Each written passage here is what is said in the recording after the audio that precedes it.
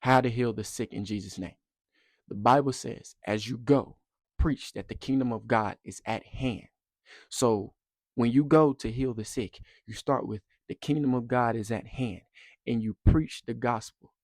Jesus Christ has bore our sickness, our disease, and our sins. And he has cleansed all of those things. By his stripes, we are healed in this present moment. So you say, the kingdom of God is at hand. Jesus Christ has took and bore your sickness and disease and your pain.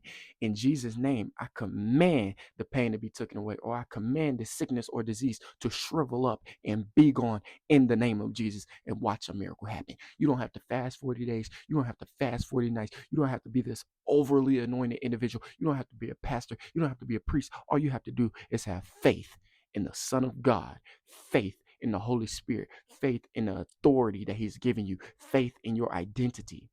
That's what it's about. The person that sees the most miracles is the person that believes God on what he says. That's it. Stop being religious. Stop letting people trick you into religion. It's easy to fall into that, and it's hard to get out of it. Now, the world is looking for us as Christians to be a stable, to be a community, to demonstrate the power of God. They're unbelievers.